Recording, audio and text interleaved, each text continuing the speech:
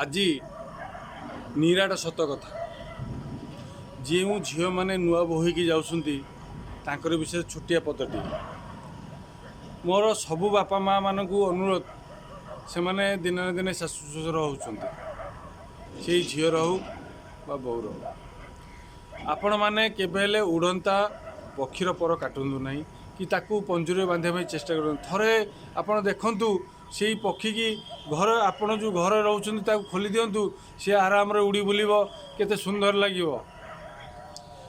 ଯେଉଁ ପରି ଯେଉଁ ଝିଅ ଦିନେ ସେଇ ବାପା ମାଙ୍କର ପରି ହେଇଥିଲା, ଯେ ବାପା ଦିନେ ଯାହାକୁ କାନ୍ଧରେ ବସେଇ ବୁଲଉଥିଲେ,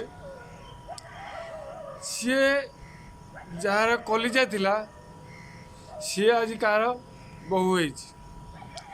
ଏବଂ ସେଇ ଝିଅ ଯେଉଁ ଭାଇର ଦିନେ ଗେଲି ଭଉଣୀ ହେଇଥିଲା ସିଏ ଆଜି କାହାର ସ୍ତ୍ରୀ ହେଇଛି।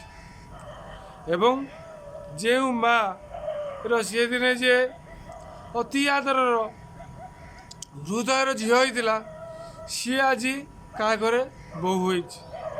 ଆପଣ ଥରେ ନିଜେ ଭାବିଲେ,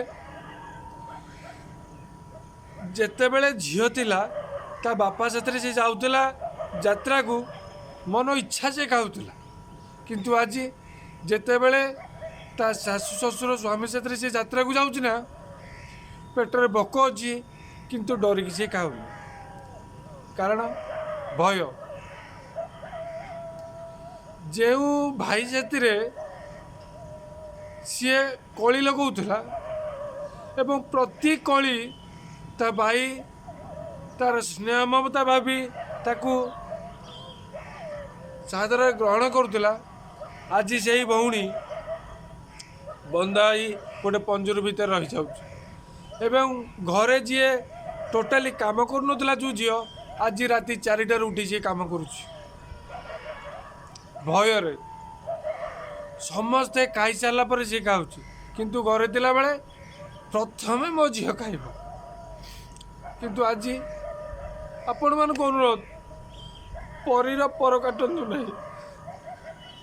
କୌଣସି ଝିଅ ଯେତେବେଳେ ଆପଣଙ୍କର ବୋହୂ ହେଇକି ଆସୁଛି ନା, ତାକୁ ଝିଅ କରି ରଖନ୍ତୁ, ଦେଖିବେ ଆପଣଙ୍କ ଘର ହସି ଉଠିବ, ଜାଣିବେ ସିଏ ଆପଣଙ୍କ ଘରୁ ସୁନା କରିଦେବ। ଆଉ ପଞ୍ଜୁରୀ ଭିତରେ ଯଦି ତାକୁ ରଖିବେ ନା, ସିଏ ଗୋଟେ ମୂକ ପକ୍ଷୀ ହେଇକି ରହିଛି, ନା ସେ ଖେଳିପାରିବ ନା ସେ ଉଡ଼ିପାରିବ। ଧନ୍ୟବାଦ। ଭଲ ଲାଗିଲେ ଲାଇକ୍ ସେୟାର କମେଣ୍ଟ କରିବେ। ଜୟ ଜଗନ୍ନାଥ।